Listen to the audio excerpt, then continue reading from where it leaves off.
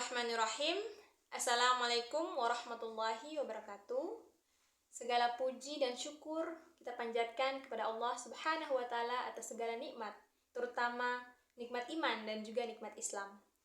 Tak lupa pula salawat beserta salam kita haturkan kepada junjungan kita Habibana wa Nabiyana Muhammad Sallallahu Alaihi Wasallam yang telah membawa kita dari zaman jahiliyah ke zaman Islam yang rahmatan lil alamin.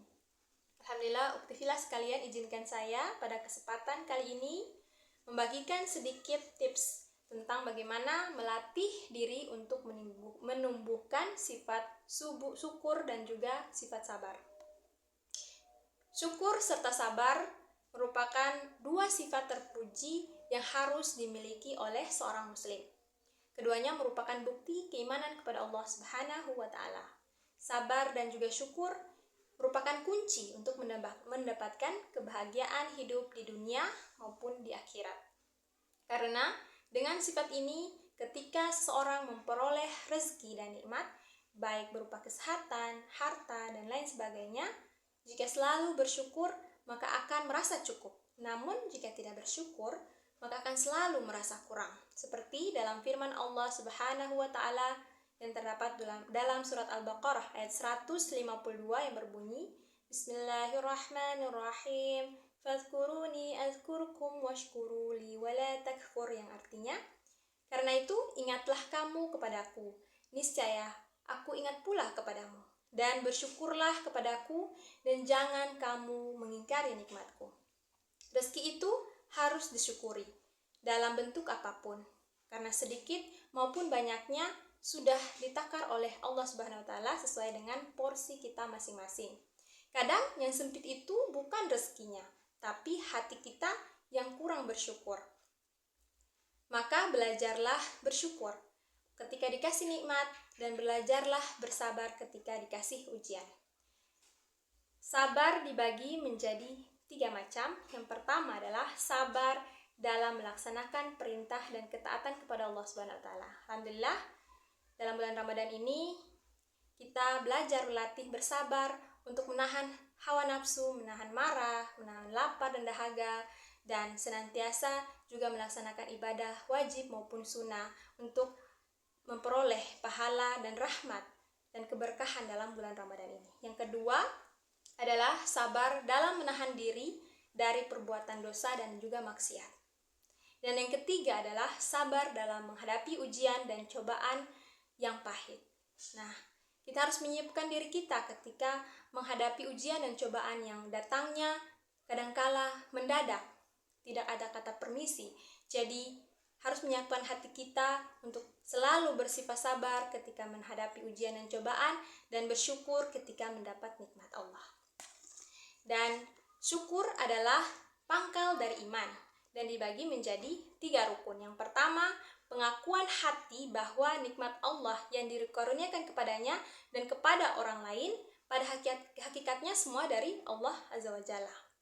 Jadi harus ada pengakuan hati bahwa semua nikmat itu dari Allah Subhanahu wa Ta'ala. Itulah iman. Dan yang kedua yaitu menampakkan nikmat tersebut dan menyanjung Allah Subhanahu wa Ta'ala atas nikmat-nikmat itu. Berzikir dengan menyanjung Allah itu kita berzikir selalu. Zikirlah untuk selalu mengingat Allah dan menyanjung Allah dimanapun dan kapanpun. Dan yang ketiga, menggunakan nikmat itu untuk taat kepada Allah Azza wa Jalla dan beribadah dengan benar hanya kepadanya. Nah, sabar dan syukur merupakan faktor penyebab bagi seorang muslim untuk dapat mengambil manfaat dari ayat-ayat Allah, karena iman dibangun atas sabar dan juga syukur. Sesungguhnya pangkal syukur adalah tauhid, yaitu mengesahkan Allah, dan pangkal dari sabar adalah meninggalkan hawa nafsu. Rasulullah bersabda, sabar itu sebagian dari iman. Hadis riwayat Abu Nu'aim. Dan juga terdapat dalam Quran Surat Ibrahim ayat 7, dan ingatlah ketika Tuhanmu memaklumkan, sesungguhnya jika kamu bersyukur, niscaya aku akan menambah nikmat kepadamu. Tetapi jika kamu mengingkari nikmatku, maka pasti azabku akan sangat berat. Jadi ketika kita bersyukur, insya Allah sudah berjanji akan menambahkan nikmat itu. Dan ketika kita tidak bersyukur dan merasa selalu tidak cukup, maka Allah akan memberikan azab. Nauzubillah min dzalik.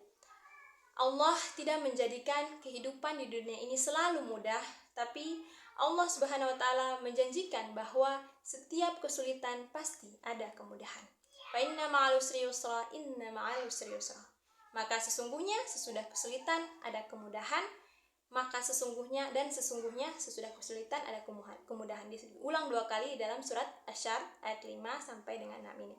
Semoga kita semua dapat mengambil pelajaran bahwa Allah itu memberikan kita cobaan sesuai dengan kesanggupan kita.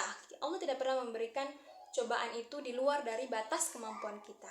Maka itu selalu mintalah perlindungan kepada Allah Subhanahu wa taala dan pertolongan, dan diberi, insya Allah berikan kekuatan untuk kita bisa menghadapi cobaan dan ujian, dan selalu mohon perlindungan kepada Allah agar ketika dikasih nikmat, Allah membuat kita sadar bahwa ini adalah nikmat dari Allah. Kita harus pergunakan dengan baik agar Allah ridho dengan apa perbuatan kita, dan juga ridho terhadap semua amal perbuatan kita di dunia dan juga di akhirat. Amin ya rabbal alamin. Sekian yang dapat saya sampaikan. Jika ada kata-kata yang kurang berkenan di hati dan kata-kata yang salah, saya mohon maaf sebesar-besarnya, karena saya hanya manusia biasa, yang sempurna adalah Allah Subhanahu wa taala. Wabillahi taufik wal hidayah. Wassalamualaikum warahmatullahi wabarakatuh. Saya dan keluarga mengucapkan selamat menunaikan ibadah puasa bulan Ramadan 1446 Hijriah. Marhaban ya Ramadan.